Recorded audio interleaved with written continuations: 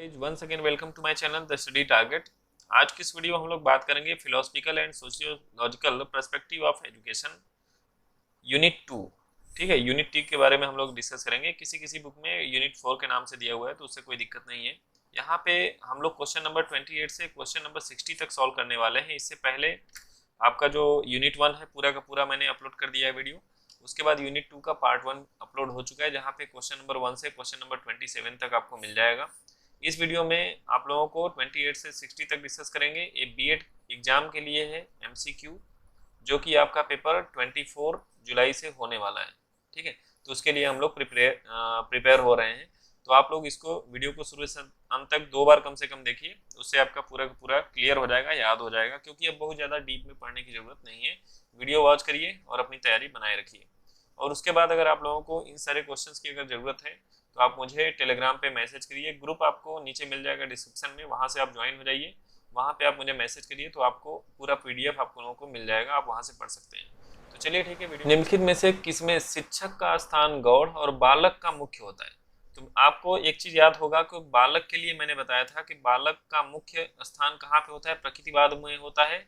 और शिक्षक का मुख्य स्थान कहाँ पे होता है, आदर्शवाद में होता है। तो यहाँ पे बोला है बालक का मुख्य स्थान है, तो ऑप्शन नंबर कौन सा हो जाएगा, बी।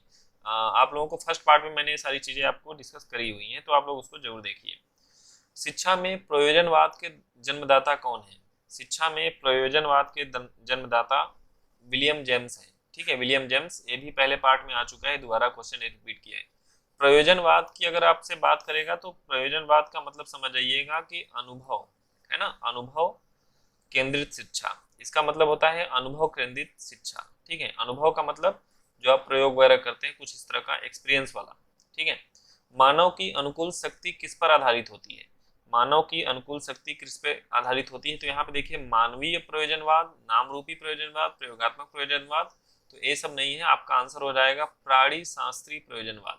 प्राणी शास्त्रीय प्रयोजनवाद, इसको आप लोग याद रखें। शिक्षा में प्रयोजनवादी शिक्षा, अभी मैंने बताया प्रयोजन का मतलब होता है एक्सपीरियंस यानी अनुभव। तो ऑप्शन नंबर कौन सा हो जाएगा, डी यहाँ पे सही हो जाएगा। ठीक है, प्रोजेक्ट विधि किसकी देन है? अगर आप प्रोजेक्ट विधि की बात करें तो ये किसकी देन है, प्रोजेक्ट विधि। प्रोजेक्ट का मतलब ही आपको एक चीज समझ में आना चाहिए, अनुभव। और अनुभव से आपको एक चीज समझ में आ रहा होगा, प्रयोजनवाद। तो ऑप्शन नंबर डी आपका यहाँ पे बिल्कुल सही हो जाएगा। इंग्लैंड में प्रयोजनवाद का विकास किसने किया था? इंग्लैंड में प्रयोजनवाद का विकास सीलर ने किया है, ये आप लोग याद रखेंगे। प्रयोजनवाद का प्रकार नहीं है। प्रयोगवादी प्रयोजनवाद बिल्कुल है। जीव विज्ञानवादी प्रयोजनवाद ये भी है।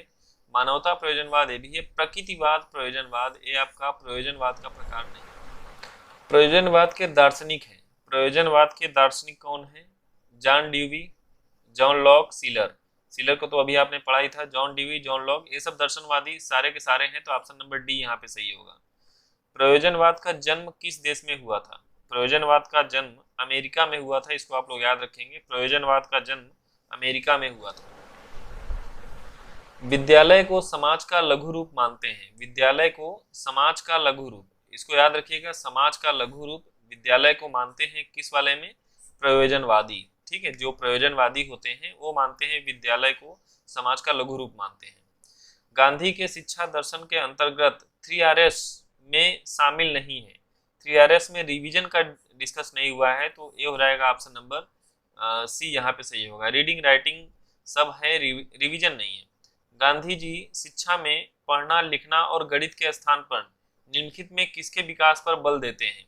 ठीक है, तो यहाँ पे देखिए, हाथ, मस्तिष्क और हृदय, ये तीनों के तीनों पे विकास देते हैं। तो ऑप्शन नंबर डी यहाँ पे सही हो जाएगा। वर्धा में राष्ट्रीय शिक्षा सम्मेलन का आयोजन कब किया गया? वर्धा में राष्ट्रीय शिक्षा सम्मेलन का आयोजन 1937 में किया गया था।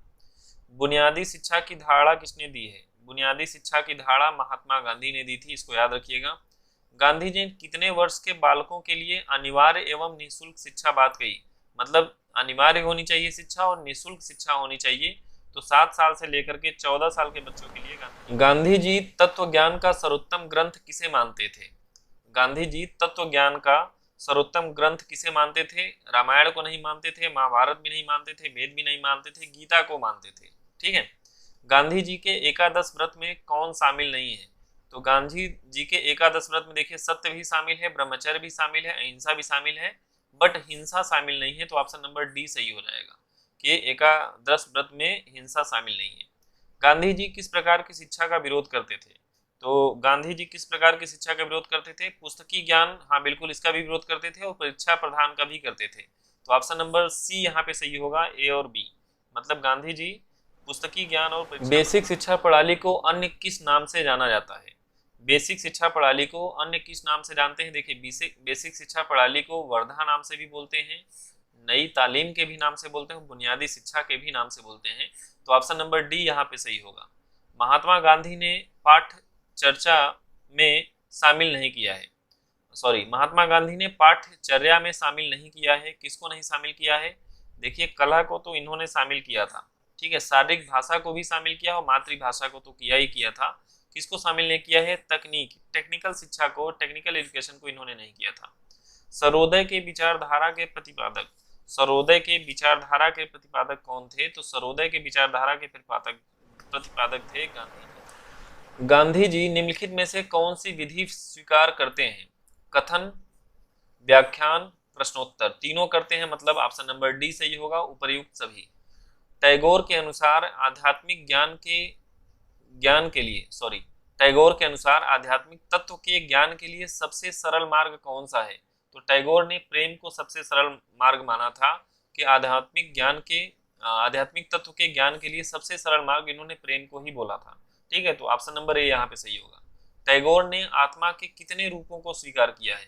टैगोर ने आत्मा के कितने रूपों को स्वीकार किया है? तो यहाँ पे 3 है। टैगोर ने आत्मा के 3 रूपों को इन्होंने माना है कि आत्मा के 3 रूप होते हैं, और इन तीनों को इन्होंने स्वीकार किया। टैगोर जी जीवन का अंतिम उद्देश्य मानते थे आत्मानुभूति एवं आत्मसंतुष्टि, सत्य की प्राप्ति, ईश्वर की प्राप्ति, प्रेम की प्राप्ति। तो टैगोर जी जीवन का अंतिम उद्देश्य किसे मानते थे? आत्मानुभूत एवं आत्मसंतुष्टि, यानी ऑप्शन नंबर ए यहाँ पे आपका सही होगा।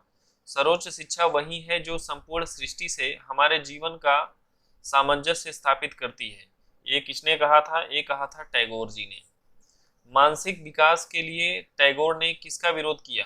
पुस्तकी परीक्षा, प्रयोगात्मक परीक्षा, स्वतंत्र प्रयासों द्वारा प्राप्त परीक्षा, प्रत्यक्ष स्रोतों से प्राप्त परीक्षा। तो ऑप्शन नंबर ए यहाँ पे सही है कि मानसिक विकास के लिए पुस्तकी शिक्षा जो है ये सही नहीं है, इसका इन्होंने विरोध किया। टैगोर ने किस प्रकार की विधि का समर्थन किया? वाद विवाद का समर्थन किया था, प्रश्नोत्तर विधि का भी किया था। तो ऑप्शन नंबर सी यहाँ पे सही होगा, ए और बी दोनों। शांति निकेतन की स्थापना किसने की थी? तो शांति निकेतन की स्थापना आपको याद होगा देवेंद्र नाथ ने की थी।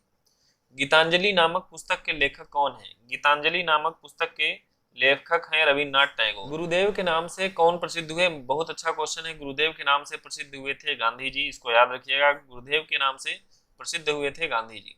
रविंद्रनाथ का शिक्षा दर्शन प्रभावित है, रविंद्रनाथ का शिक्षा दर्शन जो प्रभावित है वो है प्रकृतिवाद पे। ठीक है, वो है प्रकृतिवाद पे। प्रकृतिवाद में बालक को प्रधान माना गया था, तो शिक्षा दर्शन किसके लिए है? प्रकृतिवाद को माना था रविन्द्रनाथ ने। टैगोर किस शिक्षण विधि को उचित नहीं मानते थे? रविन्द्रनाथ टैगोर किस शिक्षण विधि को उचित नहीं मानते थे? तो क्रिया द्वारा शिक्षण, दंड द्वारा शिक्षण, भ्रमण द्वारा शिक्षण। तो ये भ्रमण द्वारा शिक्षण को वो उचित नहीं मानते थे, बाकी सबको मानते थे। तो यहाँ पे मैंने आपको क्वेश्चन नंबर 28 से 60 तक मैंने आपको कवर करा दिया है। इसके बाद वाले क्वेश्चन नेक्स्ट पार्ट में आपको मिल जाएंगे, तो आप लोग मेरे साथ बने रहिए, और बने रहने के लिए आप लोग चैनल को सब्सक्राइब कर लीजिए। और उसके बाद अगर ये क्वेश्चंस अगर आपको चाहिए तो आप मुझे कमेंट करिए, या तो मेरे टेलीग्राम ग्रुप पे ज्वाइन हो जाइए, वहाँ पे क्वेश्चंस आपको मिल जाएंगे। तो चलिए ठीक है, वीडियो को यहीं समाप्त करते हैं। Okay, thanks for watching.